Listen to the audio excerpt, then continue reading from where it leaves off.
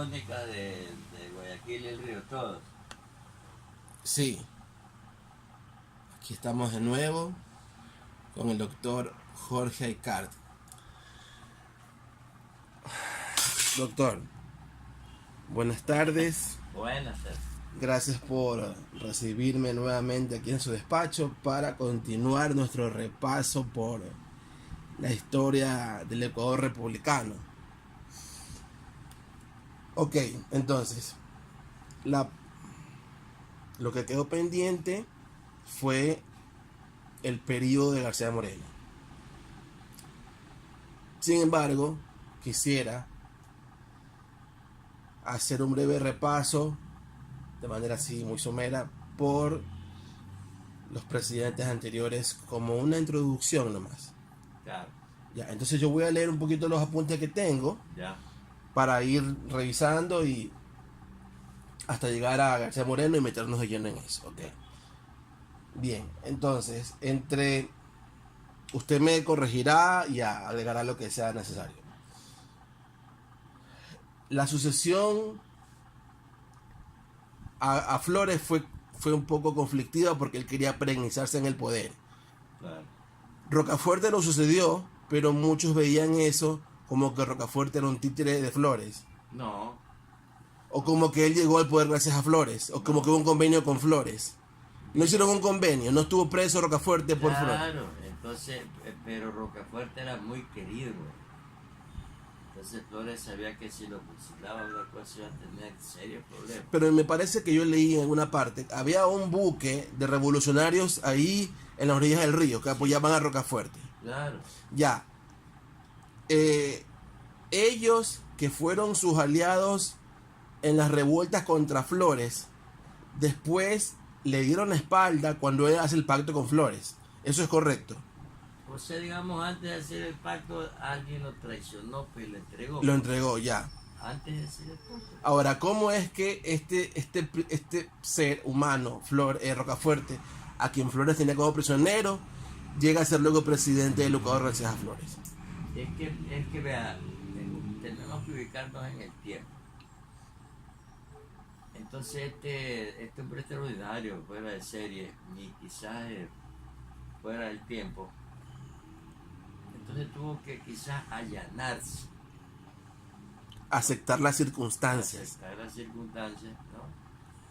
Y aceptar pues la presidencia. Por el bien mayor de la patria. Esa. Ya, entonces, porque ahí es que miren, en ese corto periodo de 4 años, 5 porque uno gobernó, digamos, como de facto, hizo tanto.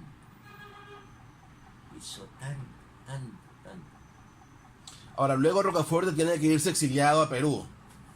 Claro, pero ya Rocafuerte se ve exiliado al Perú ya, por problemas ya con Flores, ya.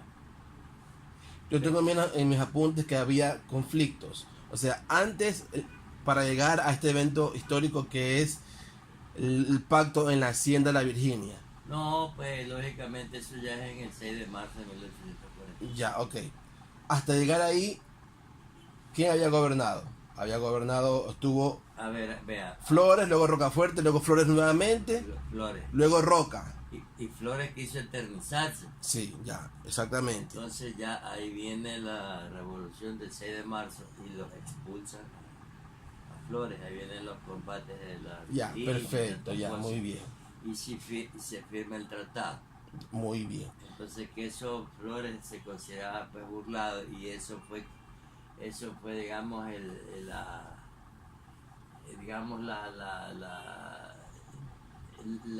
¿cómo es como digo, eso fue la venganza de él que tenía con Turbina. Entonces desde 1851-52 casi siempre Flores organizaba expediciones para invadir. Ya llegaremos allá. A ver, entonces,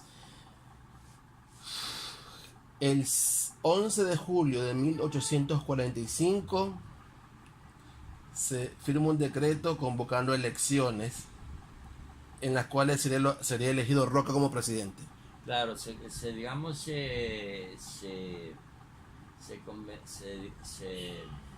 se reunió una convención nacional en Cuenca. Ya. Entonces esto estaba entrampado, porque habían dos candidatos, pues estaba Vicente Ramón Roca y estaba el doctor José Joaquín de Olmedo. Ya. Pero eso es en julio de 1845, pues el doctor Olmedo ya estaba muy enfermo. Ya. Entonces, tal es así que muere, creo, en febrero o marzo de 1847.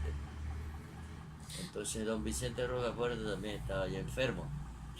Entonces, ¿qué sucede? Que, digamos, muchas personas que admiraban a Olmedo, pero veían esta situación, pues, que ya el hombre prácticamente andaba era con el automático. Pero él como patriota, pero estaba La disputa, la pugna. las elecciones quedaban ahí. Ya.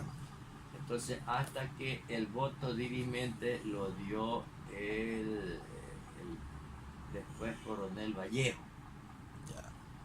¿no? Entonces, ese voto sirvió para que triunfe Vicente Ramón Roca.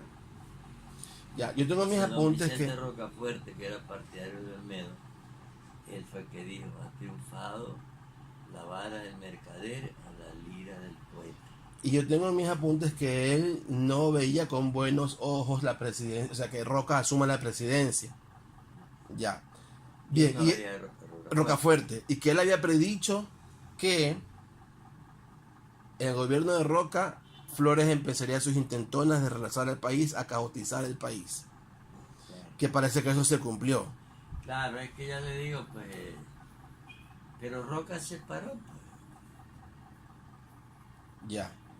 Aquí tengo, dice, la predicción de Rocafuerte había advertido que Flores en Europa sería capaz de empezar a conspirar contra el Ecuador. Y todavía pasó. hasta 1858. Sí, qué bestia, ¿no? Entonces dice, aquí ya empieza a aparecer García Moreno. Así tengo yo en los apuntes. No, García Moreno aparece en la primera administración de No, pero lo tengo en este contexto. queriéndolo asesinar ya como joven. Ah, sí, aparece antes. Y después en la administración de Roca, que era acérrimo enemigo, entonces Roca, olvidando de todas esas cosas y dándole con guante de seda, lo nombró encargado de la gobernación para Sí. que vaya a poner orden, y García Moreno puso orden en 15 días. Dice, al saber de este escandaloso crimen, García Moreno ostentó una indignación tan grande que pidió al gobierno la intendencia de policía para perseguir a los florianos en Quito. ¿Qué crimen? Que era esta conspiración que estaba haciendo Flores en España para traer aquí, venga un Claro, convoy de barcos españoles a retomarse. Claro, inclusive estuvo en Inglaterra. Ya, conspirando contra el Ecuador. Claro, Armando, entonces, Ya. pero aquí también me enviaron pues delegados y tantas cosas. Entonces Flores decía que había sido engañado porque no le dieron pues todo lo que él quería. Ajá. A ver, bueno, ahora, para reemplazar a Roca en la presidencia postulaban Noboa y Elizalde. Claro, Ya. don Diego Noboa y don Antonio Elizalde. Dice que mientras que la candidatura de Elizalde era auspiciada por Roca, la de Noboa era por una especie de conglomerado de personas. Sí. Bueno, entonces había como un entrampamiento y tuvo que Ascasubi hacerse cargo eventualmente del Poder Ejecutivo. No. A ver, esa parte explica. Vea, quedó un vacío. Entonces ya llegó el término del periodo de don Vicente Ramón Roca, del 45 al 49. Ya, Entonces él cesa en agosto de 1949. ya. Entonces queda ese espacio, entonces tenía que asumirlo don Manuel de Ascasubi y Mateo, Ya. cuñado de García Moreno. García Moreno. Entonces están las cartas de García Moreno donde le dice pues que él tiene que ser más suspicaz, que tiene que García Moreno, Ascasubi. caso a don Manuel, que no lo quería don Manuel, porque don Manuel Ascasio siempre le enrostraba de que él se casó con la hermana porque era un cazafortuna. Ya. En cambio, don Roberto Ascasio y Mateo lo quería mucho. Le daba, O sea, de los cuñados, uno lo quería y otro no lo quería, García Moreno. Ya. entonces, es que eso eran pues aristócratas, tenían título de nobleza. Y García Moreno era un chiro, un hombre que había venido de La Pampa. Entonces, que no merecía de hermano, Ya. que era un cazafortuna. Bueno, entonces, ahí ejerció la primera magistratura don Manuel de Ascasio y Mateo.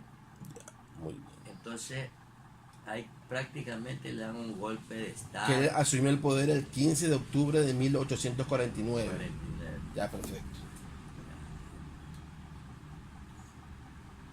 Y por la misma se nombra un gobierno de facto que lo preside don Diego Noboa. Exacto. Eso usted tiene que ver en el libro de don Francisco Javier Aguirre Abad, que habla de una manera descarnada. Decía que Diego Noboa era un señor, bueno, pues un patriota, y bueno, quizás una justa ambición de ser presidente, ¿no? Este Novoa fue también de los que estuvo presente en la fragua de Vulcano. Claro, pero don Diego Noboa. Ya, perfecto. Entonces él había visto que todos eran presidentes y él con todo mérito también merecía, ¿no? Entonces, bueno, entonces así es que interviene Noboa y de ahí vienen las elecciones. Pero ahí había otro problema. Entonces ahí se da el tratado que tenía esa hacienda Elizalde, ¿no? En 1850. A ver, cuéntame bien cómo es eso. Entonces viene el tratado de la hacienda, como un nombre así como Virginia, entonces, porque los dos pues tenían mucha simpatía, Diego Noboa y don Antonio Elizalde. Don Antonio Elizalde con la ventaja que tenía su hermano. Claro, los tres habían sido parte de la fragua de Vulcano. Claro. Tres patriotas. El patriota. Ya. Entonces firmaron ese Un pacto. qué sé yo. Entonces, todo esto se diluye cuando el coronel, no, ya era general. Urbina.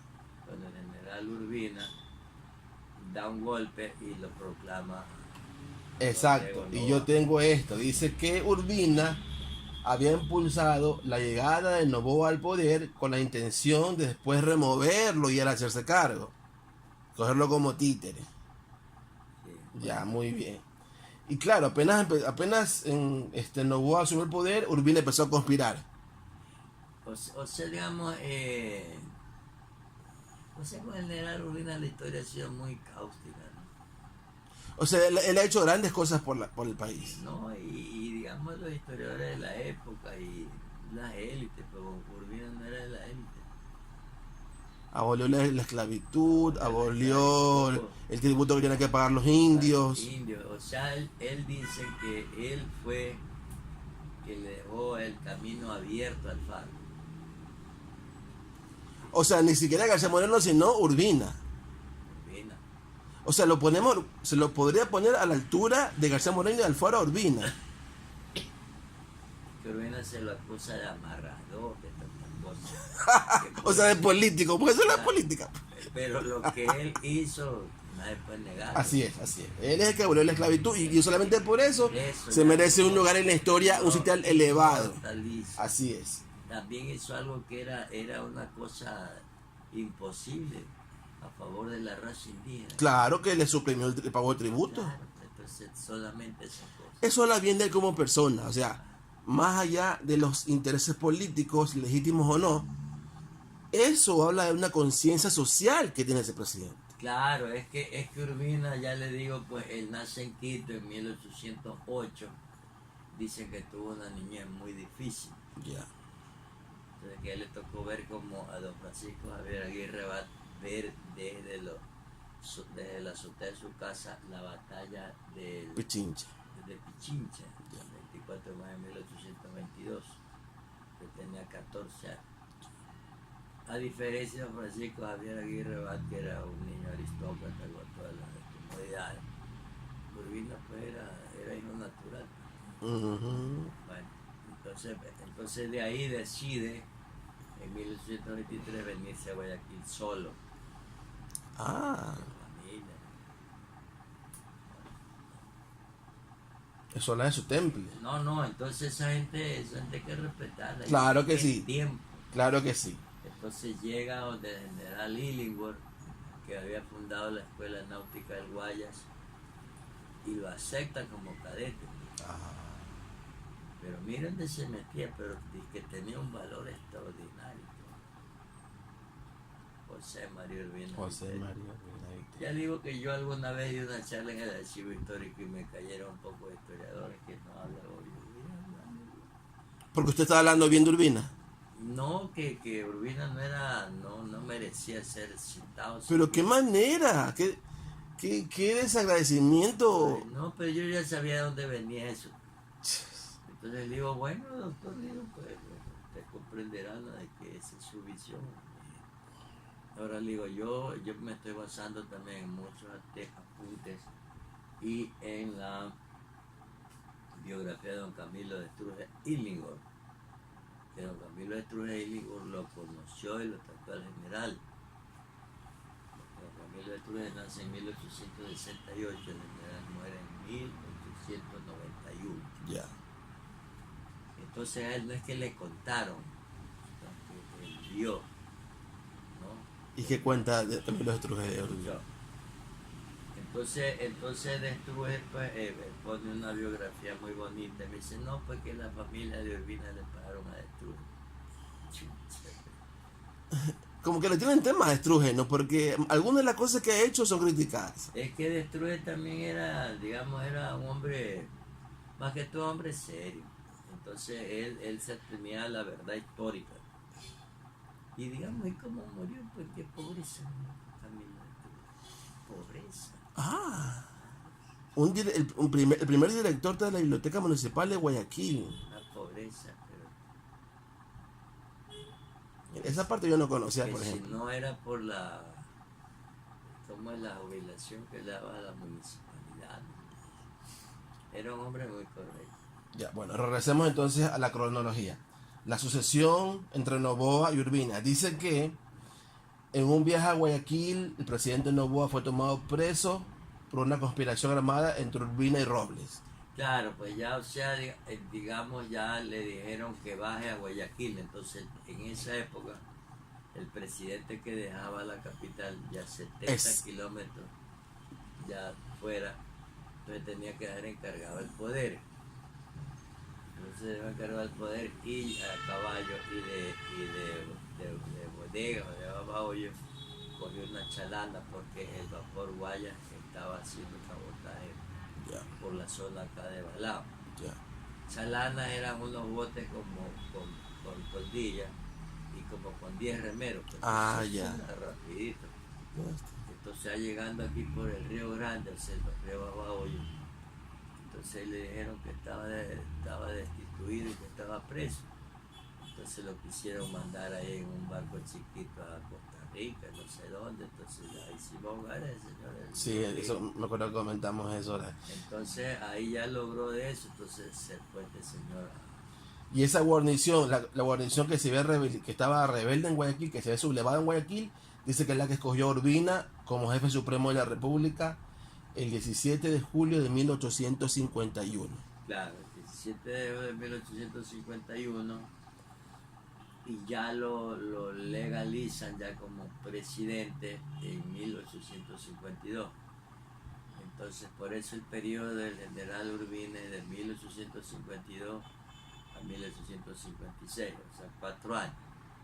Y de ahí viene, sale electo el compadre de él, que era don Francisco Robles y García. Pero no lleguemos allá todavía. Estando Urbina en el poder, de nuevo otra conspiración de Flores, que vino, estuvo aquí, pero aquí en las aguas acechando. Sí, no, ese era el pan del día.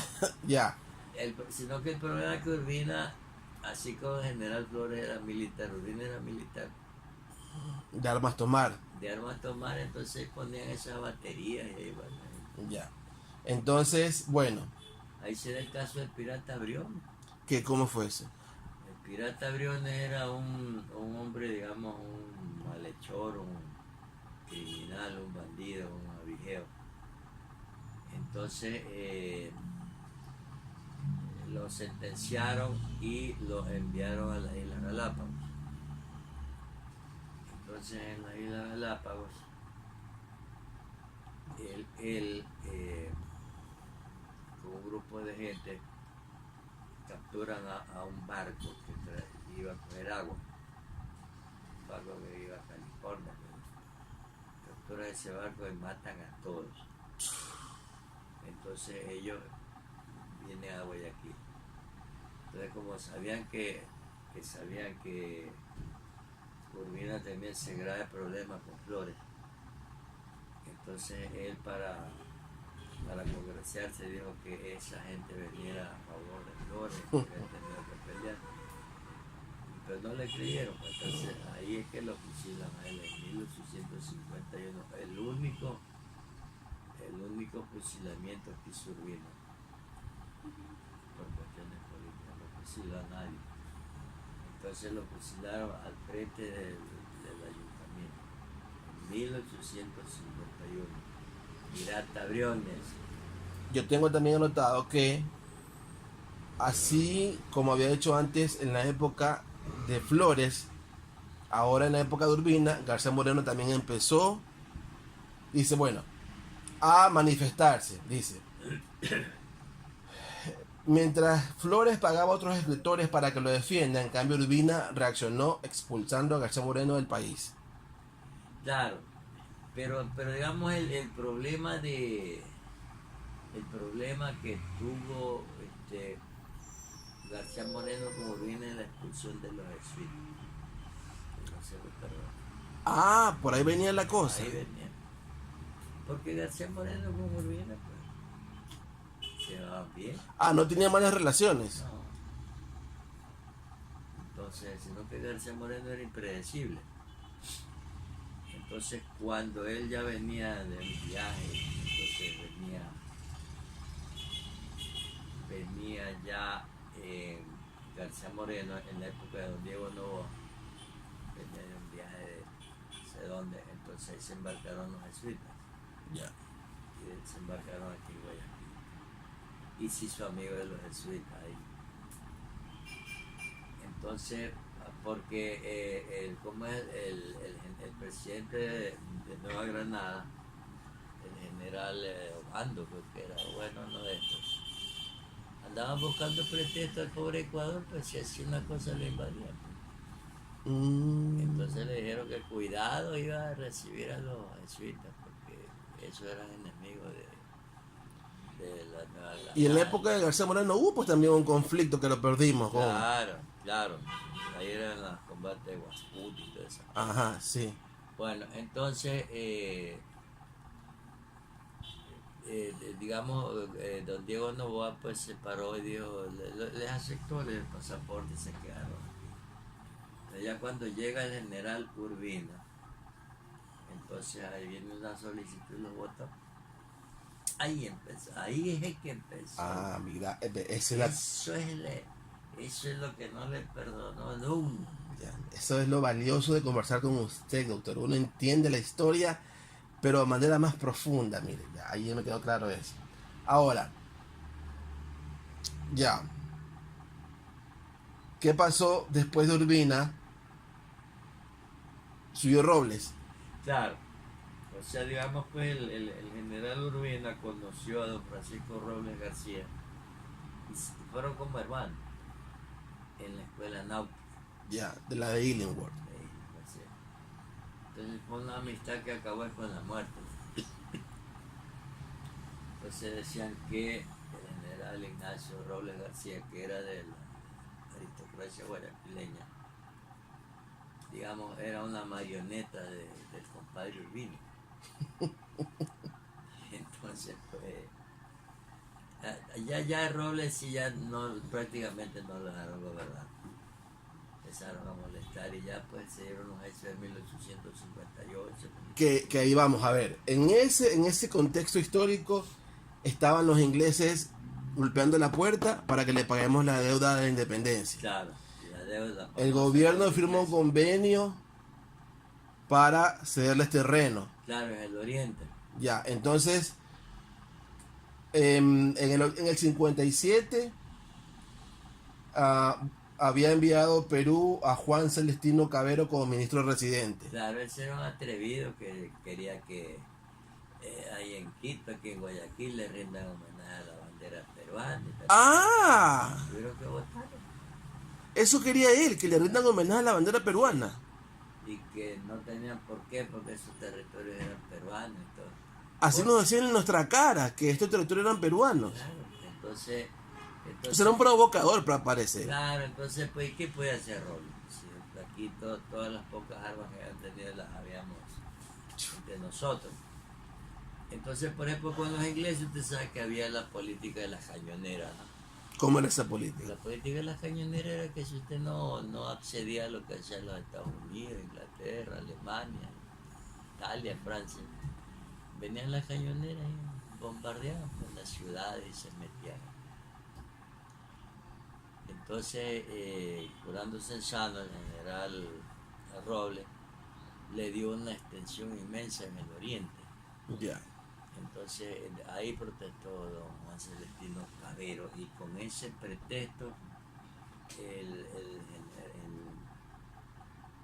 mariscal Lamar, con ese pretexto pues, en 1858, 1859 invade Guayaquil. Gobernaba Perú Castilla. Perdón, Castilla. A ver, la Mar, la Mar es en la época de 1820. Sí, don Ramón Castilla, sí. Ya. Castilla, estaba equivocado. Ahora, cuenta Pedro Monca. Que Castilla tenía, Ramón Castilla tenía una oposición terrible en el Perú. Él era dictador, me parece, o era presidente. Él se declaró dictador. Entonces él era militar. Entonces él organiza esta flota para invadir. Entonces le decían ahí en el Perú, ¿invadir qué? ¿A pelear con quién? Y quería que le concedan no sé qué grado militar. Y le decían los enemigos, pues este valioso el Perú. ¿Y por qué hizo tanto gasto? Ahora, Porque ha cuenta. gastado. Entonces ahí, ese es el motivo para que se retire Castilla en 1850. Pero yo quiero que usted me confirme un dato que cuenta Pedro Moncayo. Que cuando estaban empezando a calentarse las aguas por esa inconformidad de los peruanos del convenio que nosotros teníamos o habíamos firmado con los ingleses, mandamos a un diplomático a Perú, a Lima, y que se desmayó. ¿Usted ha escuchado algo de eso? Que se desmayó, que no pudo ni hablar, que le dio una crisis de nervios. ¿Quién era ese? No tengo el nombre, pero Porque lo leí por ahí, lo cuenta Pedro Moncayo. el que representaba eso era don Benigno Malva, bien parado, A ver. se desmayó. Déjeme buscarle bien este dato. A ver, bien. Primera vez. A ver, dice. Vamos a buscar aquí. A ver. El 11 de septiembre de 1857, Cavero escribió una nota contra el Ecuador utilizando el mismo argumento que antes había usado Sáenz. Ya. En manos de Cavero habían caído, gracias a Flores, los planos de las tierras que Ecuador pensaba ceder a los británicos. El señor Espinel, encargado del Ejecutivo como vicepresidente, devolvió la nota y le mandó sus pasaportes. Flores y Castilla cumplieron su objeto, que era el rompimiento de relaciones entre los dos gobiernos. Ya. Ecuador envió a un ministro al Perú para que explicara lo sucedido en Quito con el tema ese de las notas. El día de la recepción se desmayó al tiempo de presentar sus credenciales y el viejo Castilla, estoy leyendo textualmente lo que dice Pedro Moncayo, y el viejo Castilla dijo a su ministro: abro comillas, allí tiene usted la imagen de esa republiquilla que trata de provocarnos a la guerra, cierro comillas. Oiga, yo leía esto y yo me moría de las iras. ¿Cómo Oiga, es posible? pero provocarnos a la guerra. Si ellos eran que Han sido armaban todavía, todo. ya, han sido los provocadores, pero ¿cómo es que nuestro enviado se desmaya? Primera vez yo voy a investigar. Se lo dice Pedro Moncayo en su libro Ecuador de 1825 a 1875. Bueno, Yo voy a ver en las cartas de García Moreno. ya, bueno, ahora regresemos ahora a nuestra crónica, ¿no? Ya, entonces teníamos a los peruanos que nos querían invadir, tenemos la división del país y también tenemos a García Moreno por ahí metiendo su cuchara. No, pues si García Moreno, por eso es que también se lo acusa de traidor, porque García Moreno primero estaba con Castilla. Y después estuvo un tiempo por allá, ¿no? En Perú, con él. Exacto, sí. Y también leí que García Moreno en un tiempo quería que fuéramos como un protectorado de Francia. No, pero eso tenía una explicación, porque tantas cosas que nos pasaron. Pero, claro, pero Vea, es que aquí venían unos franceses, venían una cosa, pero era una cosa, es que tenemos que ubicarnos. sí, eso es importante. Por rezaba García Moreno, don Eloy Alfaro, que nadie se meta a la Galápagos. Porque como le quitaron las Malvinas, pues los ingleses a los argentinos. Entonces, que esta gente rogando, que no se Donde a los ingleses se le paraban los ojos por las Galápagos, nos las quitaban. la llevan sin papeleo. Con la ley de la cañonera. Ay, Entonces García Moreno en las cartas a Tinité, Fabio, todo eso. Entonces él explica, ¿no? Pero y dice que provisionalmente, ¿no? Que quisiera que el Ecuador fuera el protectorado de Francia, pero explicaba. ya. Porque todas estas repúblicas eran pasto pues, de estos países. Pero no quiso Napoleón, ya estaba Napoleón III. No quiso porque ya Napoleón III se iba a meter Napoleón III en México con la política de las cañoneras. Invadió México, instaló el segundo imperio con Maximiliano de Habsburgo y Carlota Amalia de Bélgica. Instalaron el segundo imperio en México. Ya, bueno, en este contexto, me parece que es en este contexto en que regresa del exilio García Moreno y forma o intenta formar un gobierno provisorio, Claro. ya, que empezó a enfrentarse, Es que formó para el gobierno provisorio. Formó para el gobierno provisorio en Quito. ya, que aquí tengo un triunvirato formado con José María Avilés y Manuel Gómez de la Torre, Claro, en Quito. ya, Entonces acá en Guayaquil se formó otro gobierno provisorio. y los peruanos ahí en el mar acechándonos. Sí, entonces, O sea, el caos total, la receta del desastre. exacto. Entonces ese gobierno provisorio, digamos ya Robles tuvo que irse y Urbina, Ya. porque Robles tuvo que tener el gobierno acá en Guayaquil. Ah, Claro, y tuvo que tenerlo. pidió plenos poderes, me parece, Robles. Claro, es que ya el digo es desesperado. Ah, y sabe una cosa, yo leí también, me parece, que esa petición enmascaraba una intención también detrás, que era el cederle las Galápagos a los británicos. ¿Usted escuchó algo de eso? Y que eso lo denunció García Moreno, o lo ha denunciado antes. ¿Por parte de quién? De Robles. Sí. No, eso lo pensaron siempre bien. Déjame ver si tengo por aquí anotado eso. Porque las Galápagos eran pues y la... Hipotecarlas, la quería hipotecar, dice. A ver, dice. Porque esas eran pues Urbina estaba negociando un empréstito con hipoteca de las Galápagos. Pero es que Urbina viendo pues que lo que se venía y no tenían un centavo. Tenían que hipotecar eso, no que esa hipoteca ya significaba perderla. Claro, ya, ¿no?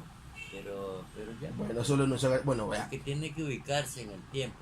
Sí, doctor. Y gracias por esa aclaración. Porque no teníamos, pues esto era un país pobrísimo. Pero Pero por mala administración.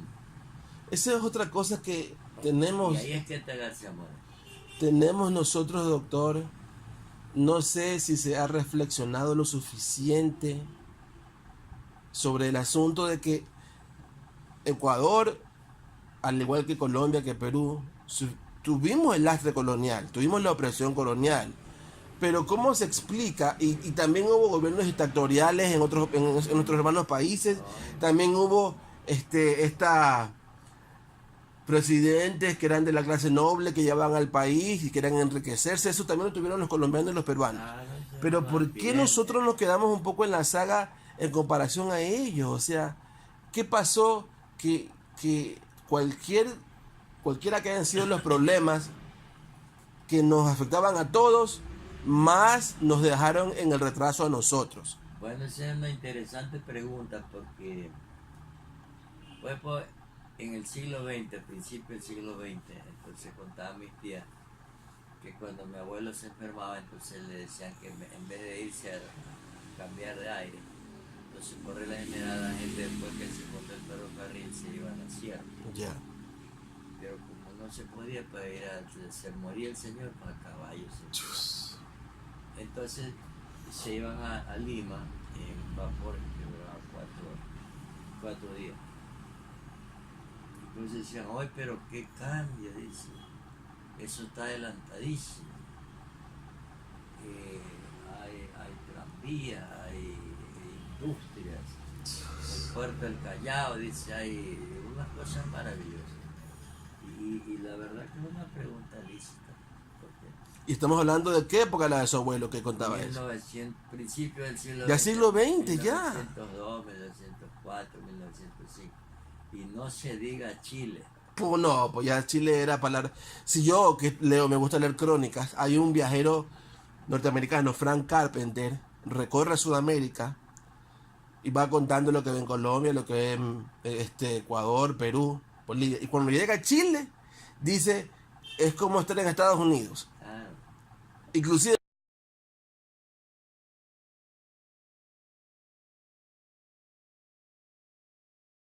europeo.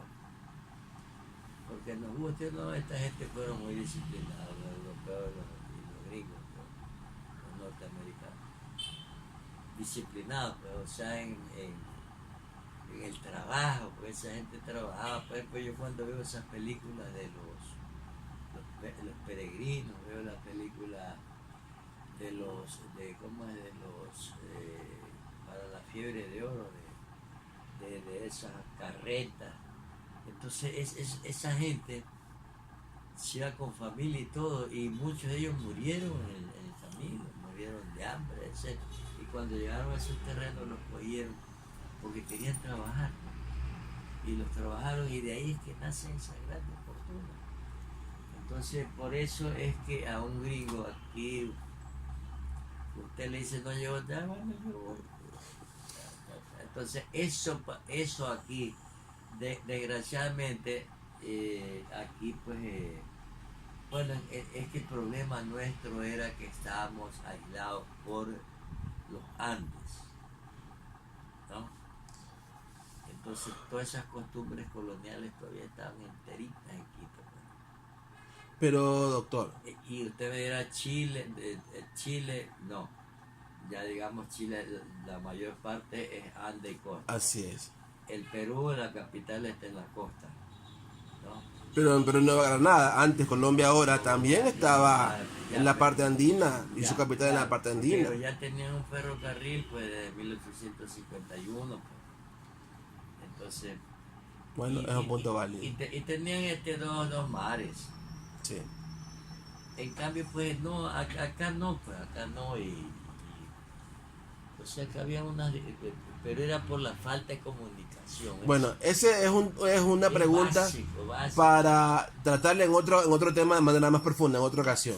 Solamente lo hacía como comentario yo. Ya, Vamos a regresar a la parte cronológica porque nos acercamos a la parte que nos interesa. ya, García Moreno ya en su periodo. Bueno, entonces, García Moreno forma este triunvirato en Quito, ¿verdad? sí. Ya, y empiezan las confrontaciones. En ese momento, ¿contra quién confrontaba este triunvirato? O sea, García Moreno estaba ahí pues en Quito con De la Torre y Avilés. En Loja se hizo el triunvirato lo encabezaba don Jerónimo Carrión Pinzano y los más, en que ya declaraban la República Federal de Loja, Vea eso. ya, en Quito, y aquí en Guayaquil también pues se alzó Guillermo Franco contra su compadre Robles. Entonces, y ojo, ya en 1859, a principios del 60, que se da la batalla de Guayaquil, ya los peruanos no estaban, se habían ido por la presión que tenía Castilla en el Perú, que después lo votaron. Entonces, cuando se da la batalla de Guayaquil el 24 de septiembre de 1860, los ejércitos de García Moreno y de Flores pelean es contra los ejércitos de Franco, no contra los peruanos. Ya. Los peruanos se habían ido. Y ahora, el tratado de Mapasingue, ¿cuándo se firma ese tratado? El tratado de Mapasingue se firma en 1860, en el gobierno, digamos, provisorio del general Guillermo Franco Herrera. Y Franco era pro Castilla, me parece. O sea, lo veían como una especie de títere de Castilla. O sea, digamos, él era un bailarín porque él era hombre de absoluta confianza y compadre carnal de Francisco Robles.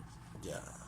Entonces, ya después fue viendo que esta cosa se iba, entonces él se hizo, pero él indirectamente salía como simpatizante, pues, de Castilla, porque Castilla no es que lo votaron, Castilla se fue por la presión que tenía en el gobierno de ellos. Ya. Porque, y después, poco tiempo después, lo votaron a Castilla en el Perú. Entonces, el tratado de Mapasingue se da en la hacienda Mapasingue. Entonces, ahí era el representante, el ministro de Relaciones Exteriores del gobierno de Guillermo Franco, ¿cómo es? El señor Emilio Estrada y Sirio. Una pregunta. No, me parece que no mencionamos la transición al poder de Franco. Franco, ¿cómo es que llega al poder? Franco llega al poder prácticamente como un golpe de Estado. Si todo el mundo se declaraba, pues también. Siguiendo el ejemplo de García Moreno, pues, Carrión Pinzano.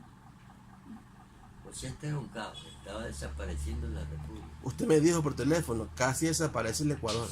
Casi desaparece. Entonces Franco entonces firma el tratado de Mapasingue, tratando de salvar los muebles. Entonces ahí era ministro de Relaciones Exteriores, era creo que era el doctor Emilio Estrada y Sirio, el papá de don Emilio Estrada y Carmona. Entonces, pues, pero ese tratado no le hizo daño al Ecuador. Dice que nunca se ejecutó. Que los peruanos, en uno de los puntos, querían que se revoquen las concesiones de los territorios orientales de Quijos y Canelos a los británicos. O sea, en ese Ecuador aún teníamos esos territorios que perdimos después. Quijos y Canelos. O sea, pero ya le digo. El Marañón. O sea, el problema se originó, el pretexto fue la concesión que había hecho Robles. ¿No? Ahora póngase los zapatos de Franco. Castilla se metió aquí, pues en Guayaquil. Llegó un caballo blanco. Le rindieron los honores ahí. Qué pena mi país. Entonces, qué endeble que éramos como república. yo le voy a enseñar El que nos dijo republiquilla vino acá a pasearse. pues un caballo blanco. Cosas. ¿Usted me va a enseñar qué cosa? Yo le voy a enseñar que yo soy bien curioso. Yo sé que por eso estoy aquí, doctor. Yo tengo unas que compré ahí en la librería del Nain Isaías. Venden cualquier cantidad de libros, baratísimo. Ya como que se acabó, es el trabajo del Banco Central. Entonces habían ¿cómo tienen un nombre? Entonces yo cojo desde 1859. Entonces ahí dan como una estadística, ¿no? Ya. Compra de armamentos, qué interesante. etcétera. Entonces ahí pues también pues se habla de que se llama, cuando ya sabían que Castilla iba a invadir, entonces llaman a las armas para defender Guayaquil, el gobernador de aquí. Pero era una cosa romántica. Porque no teníamos la logística para enfrentar al Perú. No, Bueno, o sea, no es que la gente aquí tampoco se bajó los pantalones, sino que de las circunstancias. sí, sí. Lo que había el temor era de que aquí pues bombardeaban Guayaquil y lo quemaban. Bueno, en medio de este caos Que pasa lo de García Moreno y Ayarza. No, después, mucho. En el caso de García Moreno con Ayarza cuando lo hace azotar. Ajá. No, ¿Pasó pues, después? Ya claro, ya era presidente. Muy bien. Bueno, yo pensé que era mientras estaba en esto del No, gobierno del no. triunvirato. No, Bueno, ya entonces llegaremos allá. A ver, entonces se quedó Franco como presidente. Se fueron los peruanos. del gobierno provisorio, pero antes de irse firmaron el Tratado de Mapachinghe. Ya. Entonces el ministro de eso era el señor Estrada Silvio, padre de don Emilio Estrada Carmona, ¿no? Abuelo de don Víctor Emilio Estrada Chacaluga. Don Emilio Estrada Carmona fue un hombre extraordinario, un presidente liberal que desgraciadamente gobernó por tres meses, pero fue chapulo, fue montonero. Entonces, Chapulo. chapulo. Ese término no lo había escuchado. Chapulo son los que se rebelaron en la hacienda Victoria de doña la señora Hidalgo de Gamarra, en la provincia de Los Ríos. Chapulo es como un abejón, así un mosquito grande. Ah, Entonces, en 1884, cuando Camaño, digamos, le jugaron la cuca a don Eloy del Paro, pues. pero no vayamos todavía por allá, que nos hemos estado casi 20 años. Claro. Bueno. No, a ver, vamos a Entonces, ver. con el Tratado de Mapachinghe, que fue una traición a la patria porque se reconocía, pero no se perdió nada, porque nunca se llevó a efecto. Pero se firmó, solo que no se ejecutorió. Pero lo firmó un Por- gobierno ilegítimo.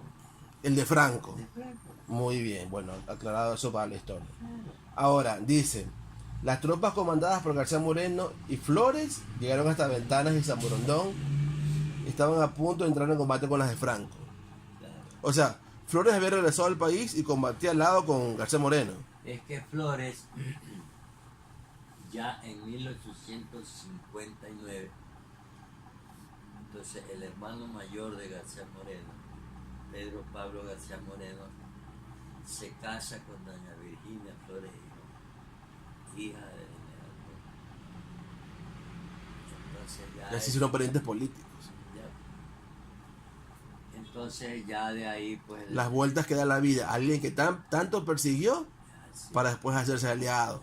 Entonces no, pero ahí sí hubo una concesión de parte y parte, porque García Moreno no lo puede ver ni en pintura, Flores le echaba la culpa de todo. Pero ya también Flores dijo que él ponía la espada porque veían porque esto se acababa. Entonces él se olvidaba de todo y puso la espada, y es verdad. Él puso su espada y empezaron pues, porque García Moreno tenía un problema. A ver. García Moreno era un hombre de mucho ímpetu, todas esas cosas, pero no era militar, No tenía la parte estratégica. estratégico. Que sí la tenía Flores. Ah, no, pues Flores fue un general Brillante de la militar. independencia, pero hombre de brillante, combatió en tantas batallas por la independencia contra qué ejército. Entonces ya digamos García Moreno también, entonces ahí es que empieza ya unidos García Moreno y Flores, ya empiezan a recuperar. Entonces vienen acá a Guayaquil y bajan por acá, por la zona de Ventanas y todo. Y empezaban a vencer pues a los ejércitos de Franco. Entonces cuando llegan acá a Guayaquil, entonces ahí se da pues la batalla del 24 de septiembre de 1860, pero era contra las fuerzas de Franco, no contra los peruanos. Ojo, esa aclaración. Y dice Pedro Moncayo, con la ocupación de Guayaquil el gobierno provisorio quedó establecido y reconocido en toda la República. Era tiempo de pensar en la organización y restauración de las leyes e instituciones que habían desaparecido en el funesto día de la invasión peruana. En consecuencia, el gobierno provisorio, con fecha 26 de octubre, dictó un decreto convocando al pueblo a elecciones para una convención 26 constituyente. de octubre de 1860. Ya, Es interesante poner la fecha. sí. Muy bien, gracias, doctor. Dictó un decreto el 26 de octubre de 1860, convocando al pueblo a elecciones para una convención constituyente que debía reunirse el 8 de enero de 1861 en la capital de la República, en Quito. La convención de 1861 fue presidida por Flores, ¿ya? Y eligió como presidente provisorio a García Moreno, A García Moreno. Entonces, que fue provisorio muchísimos años. no, después en la... No, después fue, no, pero lo digo por broma, porque después se quedó de largo. Fue electo. Entonces, pero ahí es que, digamos, en este libro, que en algún momento se lo voy a presentar, Por favor, sáquelo y muéstralo en la cámara, usted doctor. quiere. Entonces, en este libro usted va a ver cómo explica don Hernán Rodríguez Castelo. Dicen que una de las mentes más lúcidas del El siglo pasado. mediados, fines del siglo XX. Entonces él explica por qué escribe sobre este hombre. Entonces pone lo bueno y lo malo y supervive lo bueno. Y explica por qué tuvo que actuar con tanta dureza, fusilando, porque ya digo aquí, pues Muestra el libro en la cámara, se doctor. peleaba pues el señor del cuartel, se peleaba pues por gusto y se levantaba en armas. Ya. Entonces, y ese era el atraso, pues, ese era el problema. Entonces García Moreno quiso poner orden, por eso él escuchaba que había una revolución, una sonada. Personalmente bajaba a Guayaquil. Ahora, O empecemos donde desde el sea. principio, desde el comienzo de García Moreno. Déjeme hacer una pausa aquí.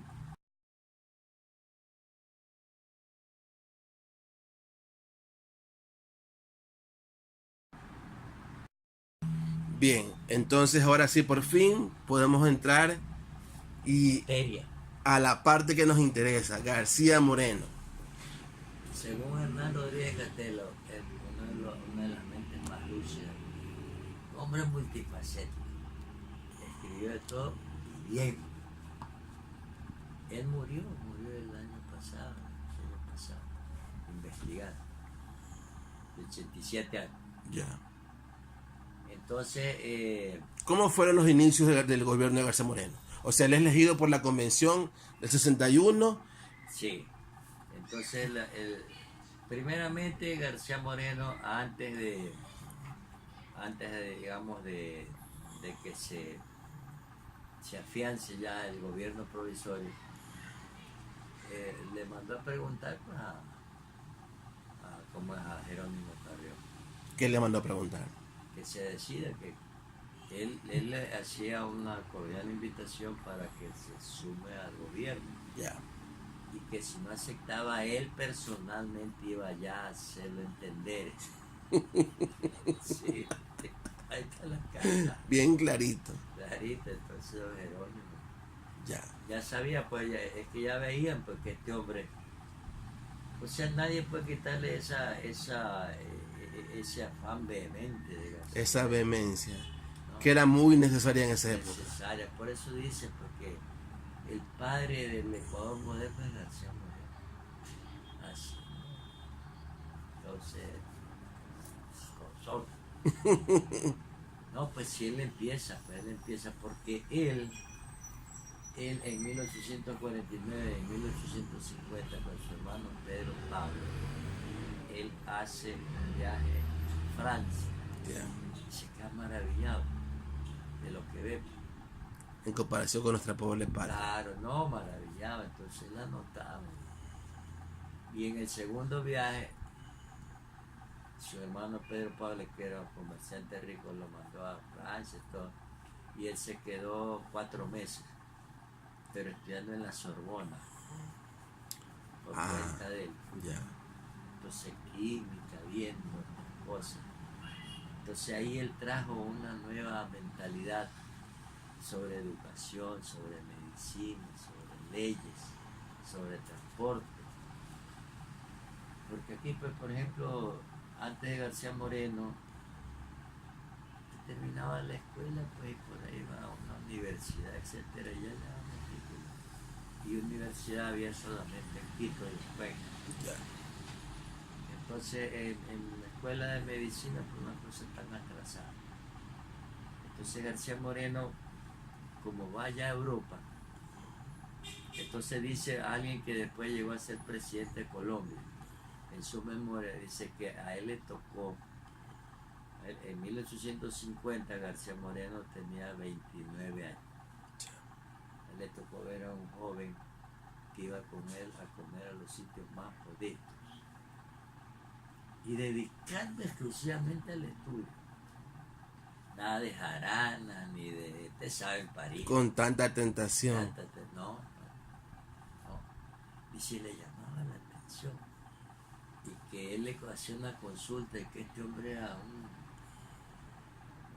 dínamo de saber. Pero le llamaba la atención, dice, la constancia. ¿No? Que a veces, pues, digamos, pasaba largas horas estudiando, y vestido con una ropa muy sencilla. Muy sencilla. Entonces, digamos, eso está aquí. Eso de ahí llegó, eso escribió con un gran presidente de Colombia que también le tocó estar, pues, con García Moreno circunstancialmente. Bueno, entonces ahí viene ya con esa nueva mentalidad. Entonces ya cuando García Moreno era senador en 1853, 54, en el gobierno de Urbina, para que vean, pues, lo tolerante que es Urbina, que no es tan tolerante porque también lo expulsaron y todo. Entonces, por ejemplo, aquí había la academia del doctor Casola, Giovanni Casola, un sabio italiano que tenía en la Tacunga. Entonces, ahí pues estudió don Teófilo Fuentes Franco, que fue un químico guayaquileño que hizo tanto bien a su país, un hombre extraordinario que quería mucho a su ciudad y a su país. Él era el que hacía los exámenes del agua y tantas cosas, y con qué cosas tan rudimentarias. Y él aprendió eso en la academia del doctor Casola. Entonces, en el gobierno del general Francisco Robles, se importó un valiosísimo instrumental para estas investigaciones. Pero en 1853-54 García Moreno ya se opuso, porque decía que no, pues si el instituto del sabio Giovanni Casola en la Tacunga no era universidad como podía dar el título, ¿no? Digo, entonces ahí hubo una polémica, entonces eso tenemos que investigar. Pues yo le dije a un muchacho estudioso, pero bueno, se ha olvidado, entonces a mí me va calentando eso. Un tema pendiente, bueno. Le digo, es que le dejo ese tema porque son jóvenes y tienen que estudiar, pues. Le digo, ¿qué averiguaste el caso? No, que me olvidé. Iba a sacarte la correa, pero es que si hay intención de investigar, pues. Bueno, entonces García Moreno no quería saber nada de la Academia de Medicina porque decía que eran unos carniceros. Él tenía la triste experiencia de su mujer. La mujer de él murió, pero como en ese tiempo, casi podrida, porque lo que le daban era láudano. El láudano era un remedio de moda, pero era a base de opio. Entonces, él trajo, pues, ya en su gobierno, él trajo los mejores médicos. Y él no fue el que fundó la Politécnica. Después, por eso le digo. O sea, eso ya con eso hice demasiado. Si Wolf viene porque lo trae García Moreno. Claro, pues en 1871. Ya. Entonces funda la Politécnica, que fue, dicen los entendidos, que fue uno de los liceos más importantes de la América del Sur. Entonces él trae, por ejemplo, para la Academia de Medicina en Quito a tres maestros franceses, ¿no? Para lograr, digamos, ya las técnicas en Europa que se utilizaban. Ya. Entonces por eso es que hay que analizar cuando García Moreno clausura la Universidad de Pedro Carbo, que Pedro Carbo la hace en 1867 en el interinazgo de don Jerónimo Carrión, ¿no? Pero García Moreno no la clausuró porque no le daba la gana, sino que él quería que sea una academia, Ya, ya. que la gente estudie, Es algo más formal. se prepare. Entonces, bueno, este hombre pues digamos, ahora cometió pues excesos en eso. En la parte de la reorganización administrativa del país hizo cambios también. Claro. No, pues y digamos, él no hizo muchos cambios y prácticamente centralizó muchas cosas. Por ejemplo. Porque, por ejemplo, aquí en Guayaquil, pues el gobernador era el que mandaba el boleto, Ah, ya, ya, ya. el Ministerio de Usurpó poderes al gobernador para dárselos más al presidente, a la presidencia de la República. para que nombre un ministro Ya, ya, ya. encargado de eso. Ya, es perfecto. Entonces, digamos, ahí reorganizó eso. Y digamos, por eso era que el medio escuchaba que había una revuelta, una revolución. Entonces bajaba a perseguirlo. Entonces él tenía aquí a una persona que lo ayudó mucho, hasta 1871, que era doña Mercedes Morán de Buitrón, viuda de García Gómez, su madre. Ah, ya. Entonces ella le informaba todo lo que pasaba en Guayaquil. Era una mujer muy instruida. Cosas que necesitaban un cambio. Claro, y decía, pues ahí el rumor de que se va a alzar fulano, sultano. Ah, lo tenía informado. Sí. Entonces, y García Moreno quería tanto a la mamá, pero no se enseñaba en Quito, en Guayaquil, pero no, que se hizo serrano. Prácticamente se hizo serrano. No se enseñaba. Digamos, porque se casó allá, pues se casó con una mujer muy rica, tantas cosas. Y hasta cierto punto, pues digamos, se enseñó, pues, ¿no? Ya. Porque vivió también otras cosas, ¿no? En la sierra, pues en su atraso, todo, más que todo el que era un fanático religioso, pues había iglesias por todos lados, conventos. También puso en vereda tantos frailes, los botaba. Entonces, pues, este hombre, pues, era de un dinamismo. Lo que llamaba la atención era que en 3 días estaba en Guayaquil. Cuando un viaje normal rompiendo Sinche era 8 días. En 3 días era ese el viaje. Pero es que ya anunciaban, pues, entonces viene el presidente, entonces llegaba por decir a la Tacunga, entonces ya estaba un caballo fresco. Y de ahí viajaba por decir a Tambato, por decir caballo fresco. Y de ahí bajaba ya hasta Bodegas, caballo fresco. Casi que sin parar. Sin parar. Y de ahí una chalana, a todo andar. Si era por esa vía, si no por acá también se salía a caballo. Entonces cuando decían está García Moreno, la gente asustaba. Que les caía. O sea, también tenía otra cosa, que él se disfrazaba. Ah. Claro. Él se disfrazaba de indio. Se metía entre la gente para escuchar qué decían. Cuentan que en la hacienda Rocafuerte, que ya se estaban haciendo, pues digamos, ya las líneas para el ferrocarril. Entonces que se disfrazó y fue a preguntar qué opinaba la gente. Y que estaba Moreno lo debe haber conocido. ¿Qué opinión tiene el presidente? No sé, la verdad que el presidente está haciendo bien, sino que aquí dice, pues, en mi experiencia, esta vuelta, esta curva, está mal hecha. ¿Y usted cómo sabe? Porque por la experiencia, pues yo soy nacido aquí. Entonces después se sacó el disfraz y ese señor casi se... No, no, dice, está bien. Y va a ser tomado en cuenta su opinión. Mira usted. Entonces ya le digo, de esas cosas, por ejemplo, cuando él no aceptaba que la gente beba, Ya. ni fumen.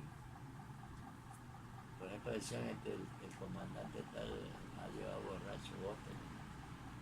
Oiga, y sabe una cosa, ahora que me dice eso, era como que, a ver, como que el pueblo, o sea, por algunas cosas que he leído, como que el pueblo era un anarquista, como que quería vivir en la anarquía. Claro, es que habíamos vivido pues Ya, prácticamente en anarquía. Por eso que los viajeros les llamaba la atención, pues. Ya en el siglo XIX, cuando ya nacen estas repúblicas, pues llegaban a lo que es el Ecuador y le llamaba la atención que esto sea república. Y decían, esto todo puede ser menos república. Esto es una anarquía, aquí todo el mundo hace lo que le da la gana.